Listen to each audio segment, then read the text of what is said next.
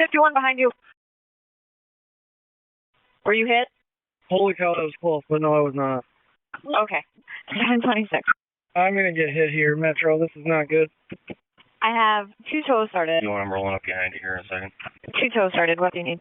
And this is how the day started. We're on a mission to bring you every crash of significance on camera, starting with Minnesota, but going across the United States. First, we saw troopers that were in trouble and a very alert dispatcher calling out some much needed warning. Then, these individuals running across the roadway to help out. A good reminder to stay inside your car. And of course, any slick spot, if it's slippery for one car, it can be slippery for another. These crashes are all just from this morning after a quarter-inch, half-inch of mixed precipitation and ice landed across the Twin Cities metro in Minnesota. And you can see some of the havoc that it caused on the morning commute as cars slid through intersections.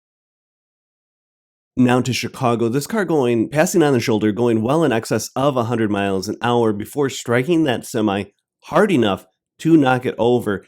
This is on the Indiana side of Chicago, technically on I-94. Huge rollover. Thankfully, injuries did not appear significant on this one. But if you play that back, you will see that car hitting that semi hard enough that actually the camera shook.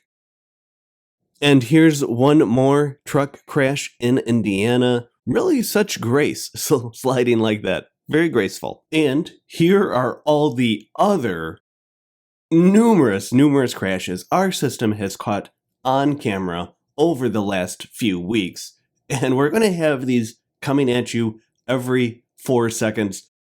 We have a system that's automatically detecting these car crashes across the United States and the Midwest, mostly in Minnesota, but we've added Indiana, Iowa, Wisconsin, Washington State, and soon California to our system. So take a look at, because there's nowhere else to go where you are going to see this many crashes this fast online. There's no comparison. And let's start with this car going way too fast, rolling over into that median. Clear takeaways in these types of crashes. The difference is one clear takeaway from watching these videos is you will see just the effect that speed can have on crashes, because the forces involved, especially when contacting a wall, involve a lot more force.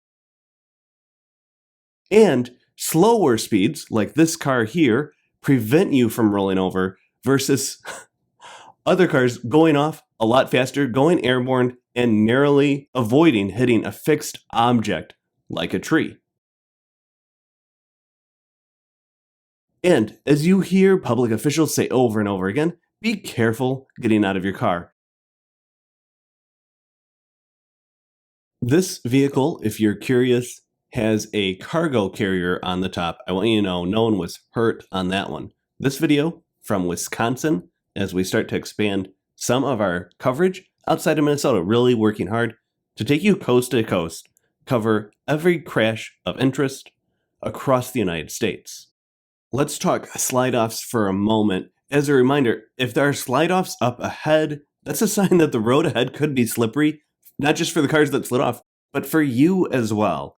And let's take a moment as a special thank you to the engineers who have been changing our roadways over the last several decades, allowing roads to be more forgiving, especially on the freeways, increasing the space that you have, especially on the right shoulder, so that you don't hit any fixed objects, and the incredible research behind center median guardrails, which have greatly reduced head-on fatal crashes, while also proving to be a bit flexible and adaptable when cars are crashing into them. Now, some of these center, the ones made with cables in the center guardrail, are more flexible. And as you look at this car sliding out, you can see how it moves a little bit and catches them, whereas a wall in the middle is a little less forgiving, but necessary in locations where there's less space between the lanes of traffic. That one last clip was Wisconsin. Again, just want to point out, we are covering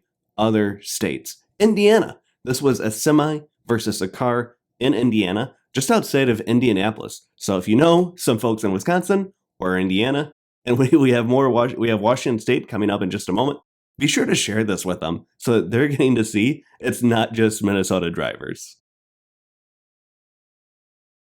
This next clip is from Seattle, and it's a scary one. We want you to know everyone walked away from this, but slowing it down, and you can tell it's Seattle because they have green grass, but this is a car that the speed here is supposed to be 25 miles per hour. We did some analysis. We think that car is going closer to 55 or 60 at the time of the collision. And so that's a very serious T-bone crash. It's a car making a left turn in front of another car that is going maybe double or more the speed limit. But then you can see they also hit that fixed pole, that fixed object, the stoplight. So that makes it a very serious crash. If there had been a passenger inside that vehicle, you would have seen very critical injuries. Might not have been a survivable crash. In this case, there's only a driver, and the video that we showed, that is them there walking away from that crash incredibly. Intersections can be dangerous just because any mistake you make can result in a serious crash. Speaking of serious crashes, cars blocking on the freeway, you can see how two back-to-back clips that show the chaos created when you have high freeway speeds combined with cars blocking lanes of traffic. Now back to Seattle, where just look at that green grass. It's not sunny, but they do have green grass. Trailers. So when you're hauling a trailer, you are at higher risk of rolling over or losing control. And this one, if I knew the full story here, I would let you know. You can see that they crashed. One person got out running right away. The hood is up. They can't see where they're going. This is I-35W in the Twin Cities in Minnesota. This location has a bit of a reputation for the number of crashes that occur here. And that is because there's an S-curve, kind of a tighter S-curve in this area of the freeway. Again, would love to know the story behind this. We don't know if those individuals ran off into the wind or if they were just kind of getting to maybe a safe location well out of the way. Rollovers in the snow. I guess one point that I've been trying to make. Oh, Wisconsin, this is a semi that lost its trailer. It just was driving down the freeway, lost its trailer. This person lost their bicycle. Make sure the saying is strap your crap. Make sure that it's strapped on. And this pickup, if you look at some of the evidence there, you can tell what it did is it overcorrected on this curve, on this exit, went up the side wall on the right shoulder, and went up the wall before ultimately rolling over. No serious injuries. The driver was able to crawl out. Back to Wisconsin, where this red pickup appeared to run a red light, striking a car in the bottom left side of your screen.